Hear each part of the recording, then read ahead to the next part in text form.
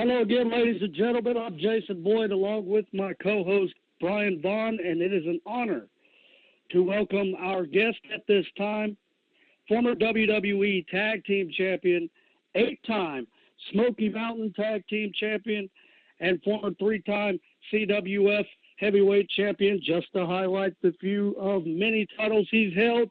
Ladies and gentlemen, Dr. Tom Prichard. Hey, Jason, Brian, how are you guys doing tonight? Doing great, sir. How are you doing? Hey, tremendous, man. It's a really hot day here in Knoxville, Tennessee, but I think it's going to be even hotter August 13th in Dublin, Georgia, from what I understand. But I digress, man. Everything's great. That's going to be a great card coming up. We got the in Dublin, Georgia. Dublin Sports Entertainment presents Legends Fest, August the 13th. You're going to be there, along with living legend Larry Zbyszko, Arn Anderson, Ole Anderson, and so many more.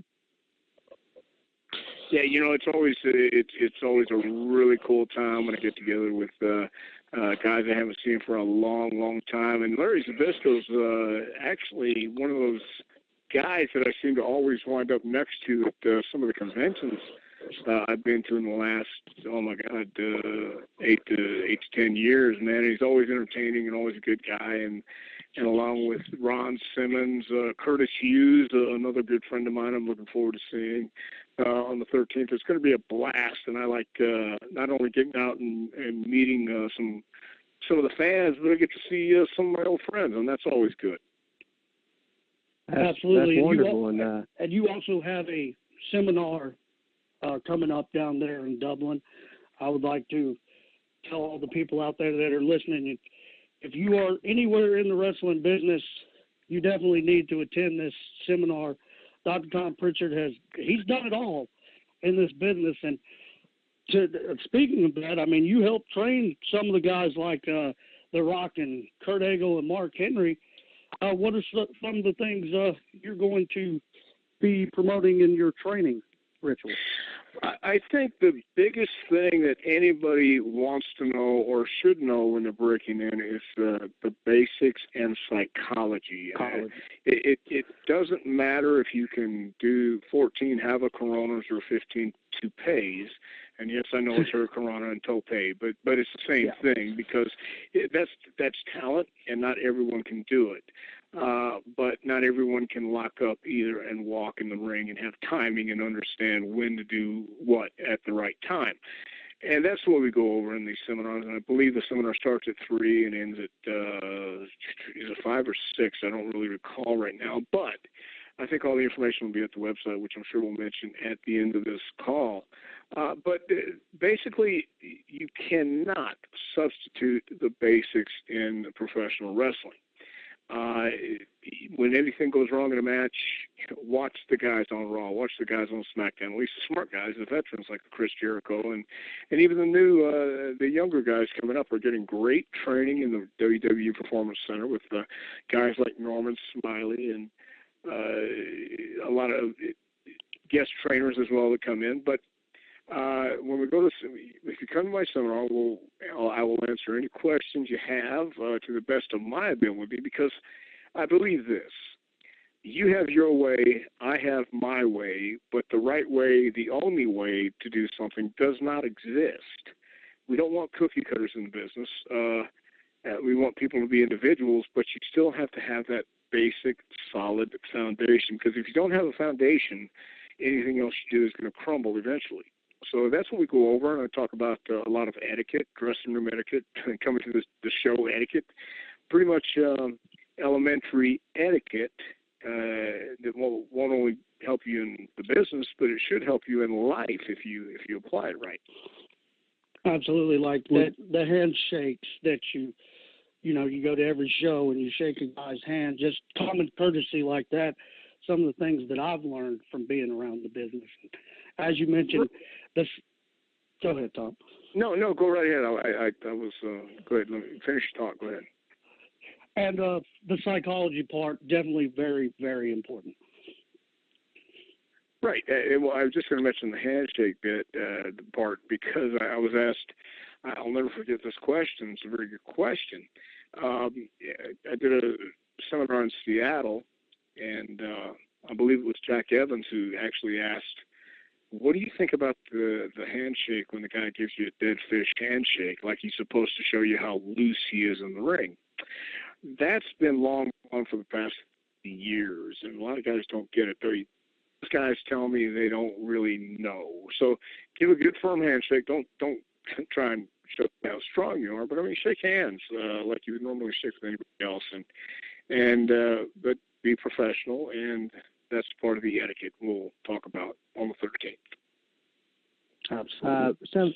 Something that I'd like to mention, I wanted to let you know, Dr. Tom, that Brian Thompson and beautiful Bob Eaton said tell you hello.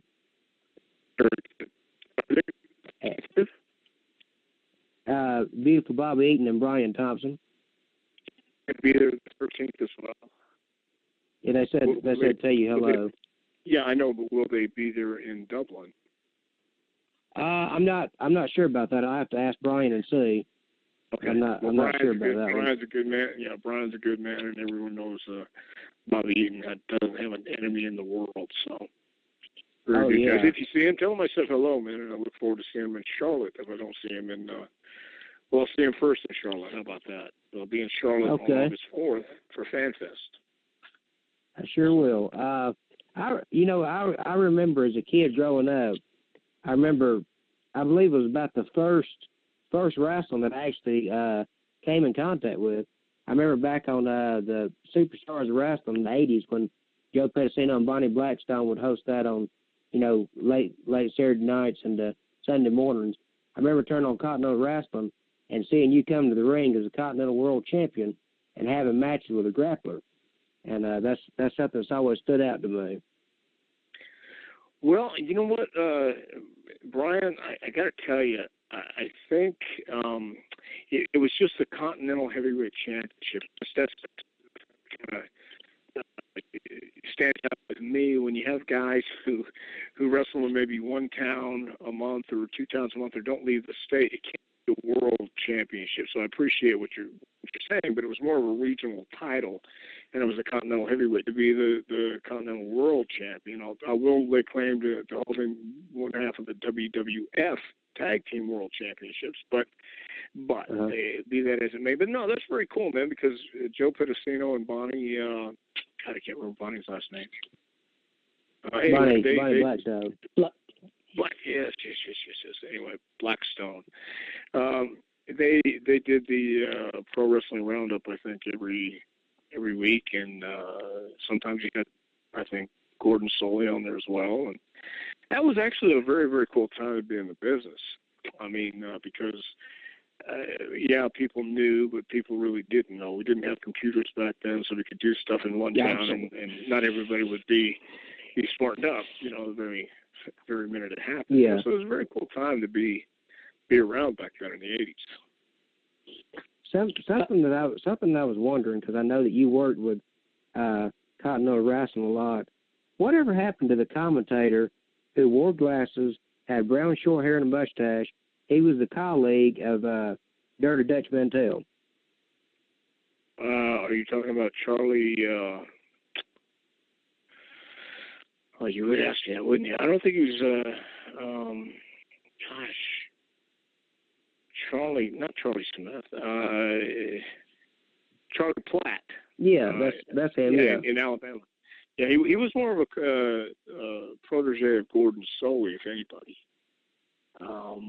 He might have commentated with Dutch during that time, but Gordon Soley was the guy who would come in and do most of the commentating when I was there in Alabama and that area. And he's running a radio station, been doing radio for a long time, and I saw him maybe 2 years ago, and had some health problems, but recovered, and I believe he's still down around Alabama, South Alabama, around Dothan, I think. Well, that's good to hear. Thank you for answering that, sir. But Now, speaking of the Continental days, when I was younger, very vaguely, so I want to hear it from you. It was kind of a controversial feud between you and the Dirty White Boy, Tony Anthony. It was late 80s. Can you tell us a little bit about that feud? Eddie Gilbert had just come in and took over the book. Ron Fuller had sold the territory, which we never really fully understood. What do you sell? What do you get when you buy a territory? But Ron did it and sold it to David Woods in Montgomery, Alabama. And Eddie Gilbert and Paul Heyman came in, and Eddie brought some of his crew with him, but he kept some of the other guys who were already there, which included me and Tony Anthony, the Dirty White Boy. And we were, quite honestly, back then, it was the 80s, guys. I was having a great time, and I was just living life, doing whatever we wanted, actually. Then all you really had to do was show up to the building an hour ahead of time and do your job and go home. So, but Tony and I, it kind of clicked. We worked together in the ring well, and Eddie was looking for ideas, and we came up with an idea. At the time, I had the Alabama title, and we did an angle in an Alabama street fight where the Dirty White Girl came in and put carburetor fluid on my face. We couldn't find ether in the department store. They were all out. So I had to get the carburetor fluid. Yeah. Anyway, so he beat me for the title. The next week I came in the ring in street clothes, hit him with a board, knocked him out, and cut his hair, which led to the very next week where the Dirty White Girl, Kim, came to the interview platform and asked Gordon Soley to go back and get me. She needed to talk to Tom. And I came out eventually. Did come out the first couple times. It wound up with Tony attacking me, hitting me from behind with a chair, handcuffing my hands behind my back. First, he threw me into the interview stand, which, of course, if you guys have seen it, you've seen what he did. And I went down, and when the referee came out, he had two jobs. He was supposed to get my glasses and also put a condom in my mouth filled with blood, so I would bite down on it as he was hanging me from the ring. Well, back in those days, we didn't rehearse anything like that, so we just got to the building and kind of talked about it. We never walked through it, never ran through anything. We just kind of did it as it happened. Well, Randy Colley, who one of the Moondogs, and he drew blood from my arm and put blood in the condom, but he didn't tie it tight enough. So when the referee put it in my mouth, I could already feel that it wasn't that tight. It was just kind of squishing around in my mouth. So now I have my hands tied behind my back. I have a noose around my neck, and I have this condom in my mouth. And have you ever had a noose around your neck? Either one of you guys? Jason? Brian? You ever had a noose around your neck? Well, let me just say this. I hadn't either until that time, and it tightens up pretty quick. And Tony has to drag me from the interview stand to the ring, which is, I don't know, 100 yards, I'll just guess. But I'm really choking, and I have no way to tell him, and my hands can't get up to loosen it up. So he's dragging me, and I know the cue is when I bite down on this rubber, the blood's going to come out, and that's when the cavalry comes to save the day. Well, there's no blood coming, and I'm choking to death. And finally, I guess Eddie got the idea that I was dying, and he shut him. So, but, I've heard and I've read through the years, I guess, people who said we almost lost TV. It was controversial. But see, nobody ever came to us directly and said that. We just did what we did, and then I would read, we almost lost TV and all this stuff came down, but nobody ever came and told us directly, so, I don't know. But it was that was a very cool, it was a cool angle if it just would have, it would have drawn money and would have meant something, If you watch it on YouTube, you can see Tony dragging me down the aisle, and there's a cop just standing there. It doesn't look like he's concerned or anything. And everybody's screaming, but That just, to me, it just took the effect right out of it. I can laugh about it now, but at the time I thought, well, damn. You know. Anyway, we were doing it for the love of the business, and we were having a great time, and it was cool because a lot of I'll say a lot of people have talked to me about it, just mentioned it. So if for anything else, we did it for the love and the art of the business. So. Yeah, I just remember it very, very vaguely, you know, little pieces of it, because I was 4 or 5 years old when it happened. So I was just wondering. Thank you for answering that question for me. Well, you know what, real quick, man, since you said that, I was like 4 or 5 years old, I think, about the same time when I saw an angle. In fact, this is kind of what made me think of the angle when we did it then. In El Paso, Texas, there was Dory Funk Sr. and Jr. and Terry Funk were the heroes. And I don't know if you're familiar. No, you can't be, because there's not that much tape or video of a young Terry Funk.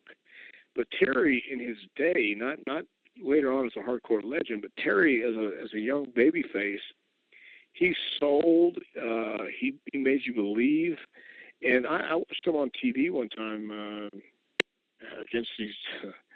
Dory Funk Sr. was supposed to wrestle this evil, nasty Jewish manager named Saul Weingroff. And Saul Weingroff managed these 2 evil, nasty Germans, Nazis, called Kurt and Karl von Bronner. This is in the 60s. World War II isn't that far away from happening. If you've studied World War II, you know it's horrific. Absolutely. Okay. So the implications were lost on me as a kid, but later on, once I got in the business, I had to look back and realize, here you had these 2 guys who wore not swastikas, but they wore the Iron Cross, and Mutt had swastikas on at one time, but I just remember wearing Iron Crosses on their trunks and their boots, and there were 2 bald-headed Germans that just looked mean and nasty. And Dory Funk Sr. couldn't wrestle Weingroff that day on TV, so Weingroff came out at the beginning of the show and said he's nothing but a coward. And Terry Funk came out to save the family name and said, you'll never see the day when a Funk won't step in the ring with you. Anyway, so the whole hour goes by, and Weingroff's just berating Terry and his family. And then finally, the last segment, wouldn't you know it, here comes Terry. And he and Saul started circling in the ring, and every time Terry went to bring him out, Saul would grab the rope, and he couldn't come to the middle of the ring. And finally, Terry gets him in the middle of the ring. Now, I'm 5 years old, maybe, but this stuck with me for the rest of my life, because all of a sudden, as Terry's bringing Saul to the ring and he has his hands on him, here come those 2 Germans, and they're dressed in black suits, white shirt, and black skinny tie. And they beat the living hell out of Terry Funk, and then Saul sends one of the Germans back to the back, and he comes back with a pair of scissors. Prior to this, Saul Weingroff took out what I thought was a hatchet or a meat cleaver, whatever it was. I've asked Terry about this many times. And I don't remember. We couldn't have done something like that. Anyway, but I told him, no, man, this stuck with me forever, because I was freaking out. They hit us, and he got juice on his ear, and it's not from a head, but it's from his ear. It was just so unique. And he's shaking, he's trembling, his legs are trembling, and Saul's cutting his hair. And, you know, you remember that as a kid. Then as I got in the business and got to know Terry a little bit, and I asked him about it, he says, yeah, I had to go to each town because the tape was like 5 weeks behind. So he had to cut his hair at the same time, you know, each way. Yeah. The same time because he would just be arriving at that town, you know. So I mean, that's the commitment, and yeah. That's what those guys did back then. But you know, when you said at 4 years old, you remember that stuff. I know what you mean. Yeah, another one for me. I just happened. I didn't mean to cut you off, Jason. Another one for me. I was a little bit older. Was the Randy Savage and the Jake the Snake Roberts when the Cobra hit Randy Savage. Yeah, I was. That was great. I was wow. I mean, I really thought, you know, back then that Randy was really hurting, and I was a big Randy. But Randy, he was. That's what I'm saying. The snake was really gnawing at his arm, because I talked to Randy about that too, and asked him, said, man, how was I? He says, the snake got the taste of blood and just kept going. We couldn't get him off, brother. And damn. I thought, yeah, because it looks so damn real. And then so you saw kids crying in the crowd. And that, quite honestly, that is what drew me into wrestling, because even though it was a work, it wasn't a work. And the best guys like that always made you wonder, is it or isn't it? Yeah. And that's a lost art today, and that's one of the things we'll also talk about the seminar on the 13th, because if it looks good, you'll see it. If it sounds good, you'll hear it. If it's marketed right, you'll buy it. But, of course, if it's real, they will feel it. And that's what you got to do. You got to feel it, too. There was a guy named Johnny Valentine, Greg's dad, who could actually, in the ring, feel the pain and make you feel the pain. In other words, if you hit him, he could register, and it was real to him. Real. And it wasn't pretend. They weren't working. They thought shoot, but they weren't. And it was a different business back, of course, when I started watching it, and it's totally different today. But the elements are still there, and people still want to see something they're not supposed to see. Like, oh, my God, was that supposed to happen? You know, how can they have a fake cobra bite? They can't. There's no such thing. That's true. It happened. Yeah, he was devenomized or defanged or whatever you call it, but it's still a live cobra biting his arm. He had nowhere to go, and it was real. Jake couldn't get him off. Hey, I mean, there's a part. Yeah. Oh, sorry, Tom. Go ahead. There's a part in the match where you hear Vince McMahon say, look at Jake's shaking the snake, trying to get him to dig in deeper. And I read that's when he was trying to get him off, and he wouldn't come off. Right. He had the taste of blood. He wouldn't let go, and that's scary, man. Because I do not like snakes. And they tried to rib me one time. Had me up to the gorilla position. DiBiase and my brother were playing ha-ha. And I told them, guys, I will bring this whole son of a bitch down. I don't care. You better get out of my way. And I meant it, man, because he was coming back to that big-ass white, whatever, python. I don't like snakes. So. I wanted to ask you, Dr. Tom, you was talking about you going to North Carolina, I believe it's for Legends event in a few months.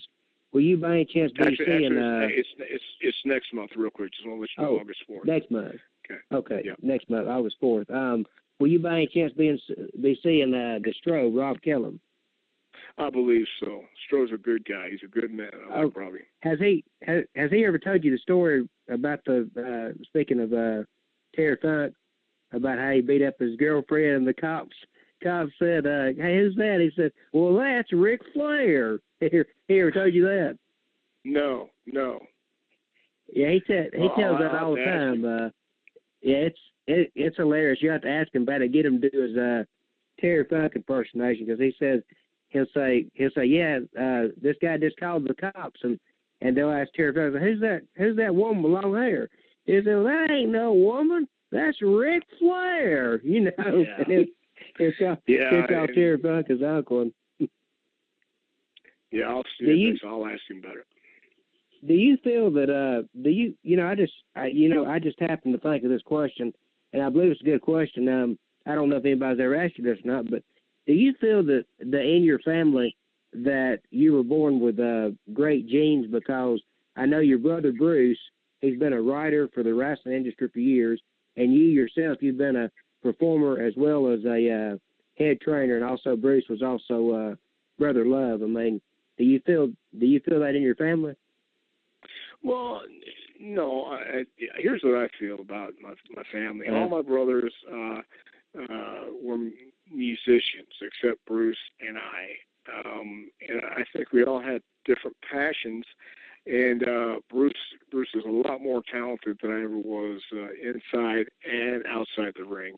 If I had that great of genes, I would have learned how to play the game a lot better. And that's another thing we talk about in my seminars and camps is life is a game. Life is a work, and you have to learn how to work it. You can't escape that. And Bruce is the epitome of knowing how to play the game. I had a little bit of an issue sometimes with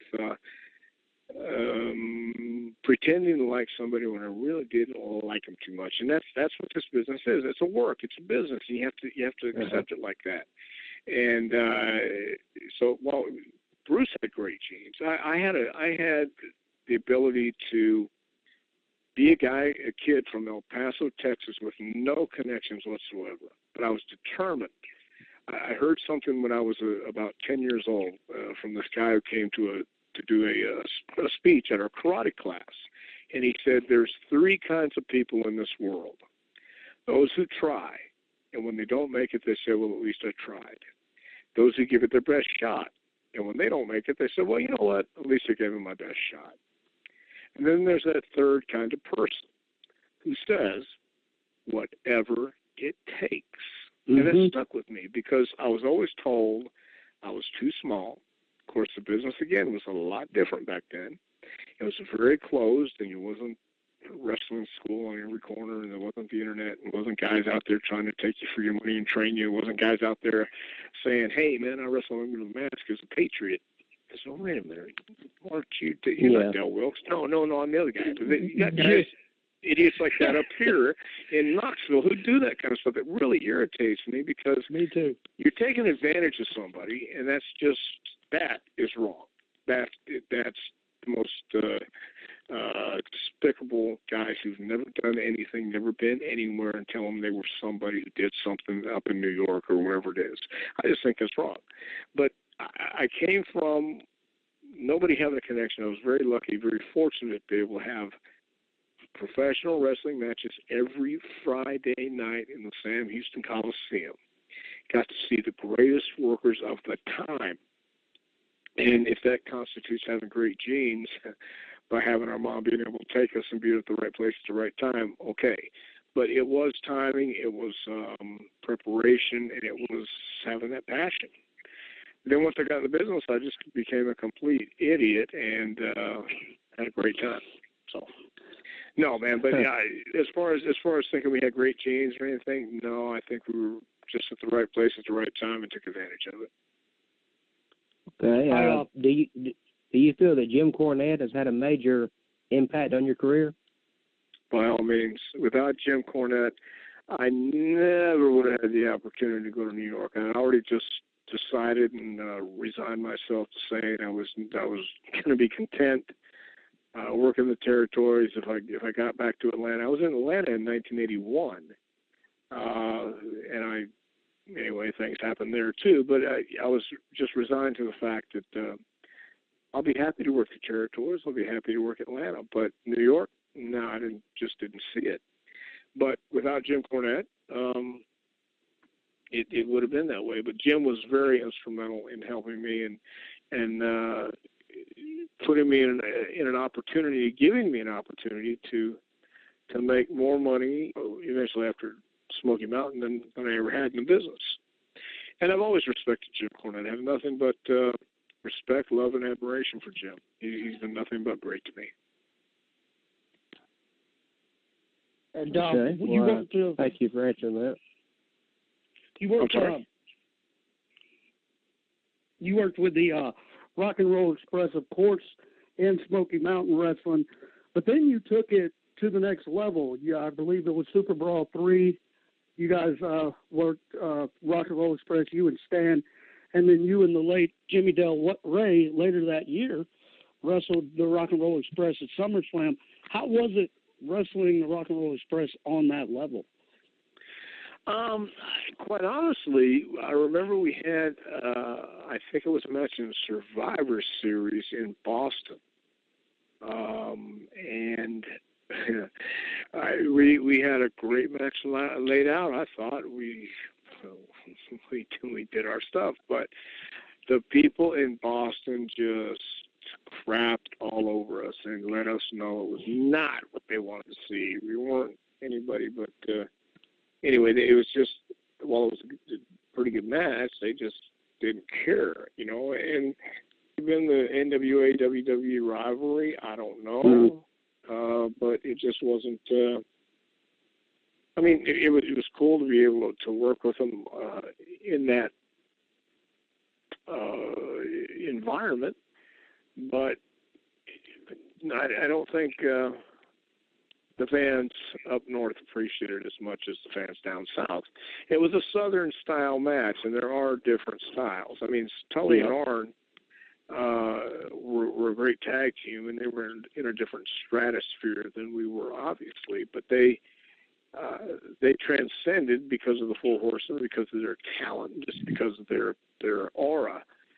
With us, I think it was, a couple of years later, and people knew it was a couple of years later, and I don't know that they really looked at it as anything than, giving these guys an opportunity to come up and show what you got, and if it ain't what we like, we ain't going to react.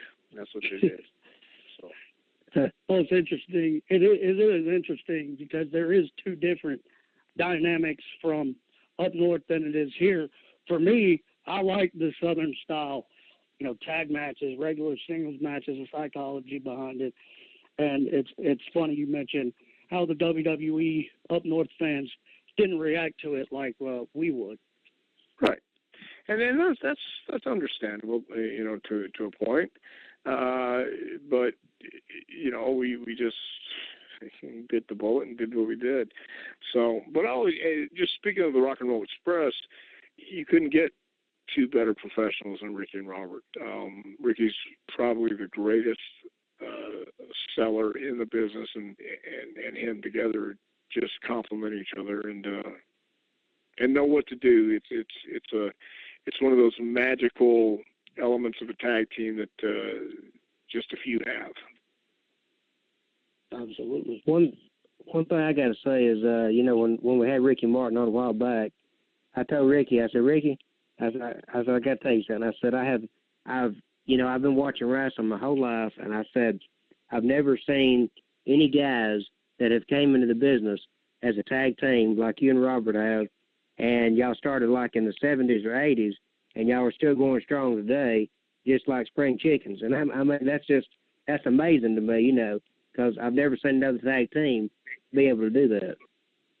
Yeah, well, that is the amazing staying power that they have.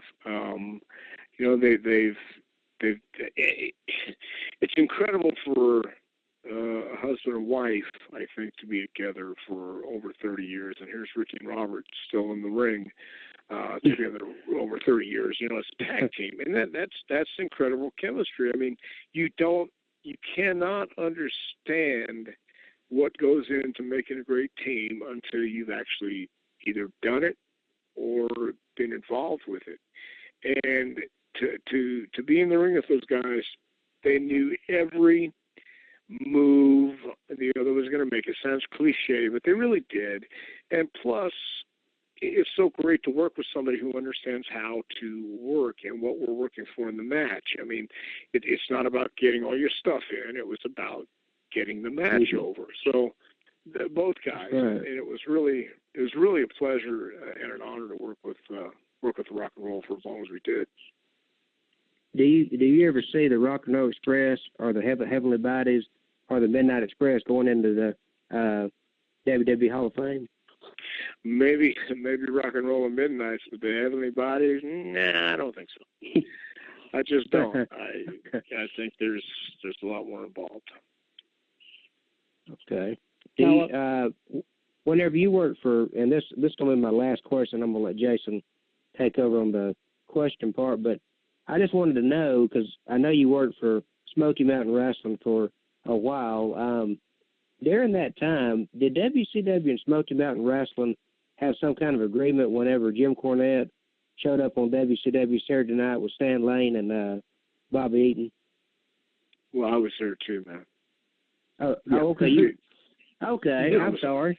I forgot you were on there. I'm sorry. Brian, listen, man, look, we all make mistakes, and I've been drinking since 8 o'clock today, too. So, yeah, it's all cool, man. Anyway, no, I have not been drinking. I don't drink anymore. Anyway, we were supposed to, but that was going to be with Bill Watts, and then Watts got fired. So that kind of we were about to have an agreement. We were about to trade talent, and he got fired, and then we got the offer from WWE. That would have been good, you know that. Oh, it would have been great. Yeah, man, we had Jim had a pretty good program laid out, I believe, and I would have thought it was great because we were right there in Knoxville. I live in Knoxville now. Actually, Jim was living in Morristown.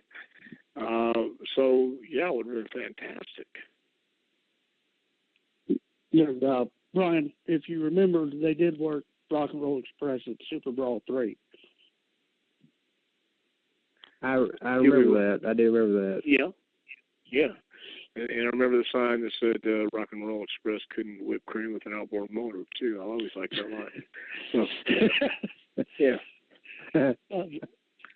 When you were on the Body Donna's Survivor Series team in '95, had it been set into motion that you were going to be Zip at the time? No, not at the time. There were some things happening. There were some things happening. Let me just say that. And I'm one of those guys that can be misunderstood. No, I'm a misunderstood guy sometimes. Yeah, right. And sometimes I'm misunderstood. Sometimes they understand me all too well. And we had some issues we were facing, and we went back to Smoky Mountain for a while, and then there were other things set in motion, and I just said, look, if there's anything that comes up, I would love to be a part of WWF.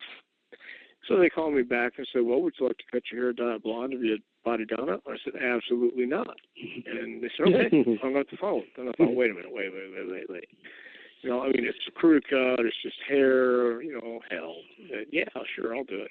Well, they kicked a few names around. It was a terrible gimmick. It was a horrible time in my life.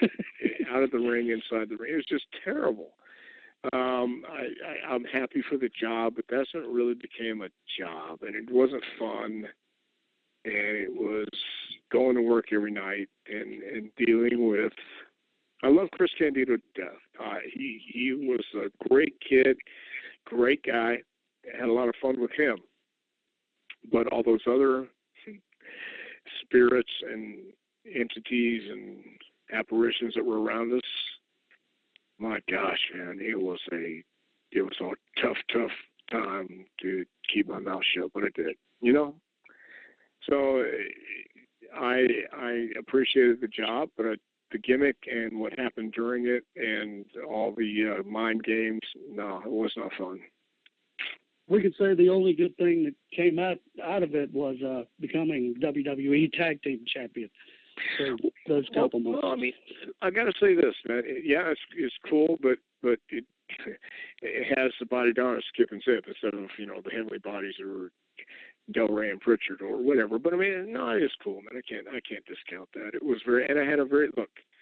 WWE was always a good company to me, even with being fired and let go and whatever else happened. It was a great place to work. There were some times when it wasn't a whole lot of fun, but it was still a great place to work, and I got to do what I wanted to do in life. So, yeah.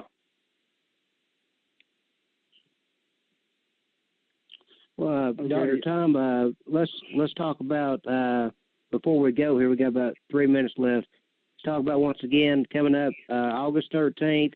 We've got Dublin Sports Entertainment presents Legends Fest. It's going to be you're going to be there. You're going to have your seminar there. You'll be talking to folks that want to get into professional wrestling.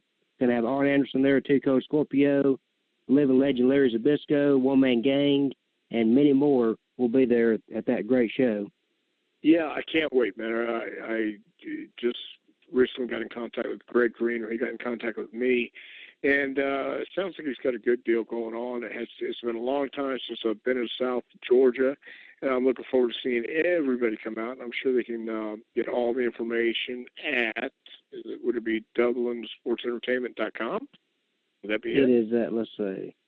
Okay. It is. Cool. It is at.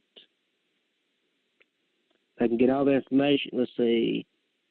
The Facebook site is facebook.com/WSE Wrestling. and that's where they can also purchase tickets. And I don't see a website on the poster though. That's okay. And the event's on Facebook. Yeah, I think it's on yes, Facebook. Yes, sir. Yeah, and, but either way, man, I look forward to seeing everybody. I know I'm going to be signing some stuff beforehand too, as everybody is. But it's going to be great. Again, I get to see some old friends and get to do a seminar, which I always enjoy doing. I'll answer any questions, talk about anything anybody wants to talk about. Nothing's off limits, and we'll have a lot of fun. So we want to thank you so much for joining the show today, Dr. Tom Prichard, and we wish you the best of luck in all you do, sir. Well, thank you very much. Thanks for having me on, guys. Have a blast and good luck to you too. I'll see you guys on the 13th, or no? Yes. You too. I should be down there. All right, sounds good. Thank you. See you guys. Okay. Right. Okay. See you. Bye-bye. Ladies and gentlemen, that was Dr. Tom Prichard. And ladies and gentlemen,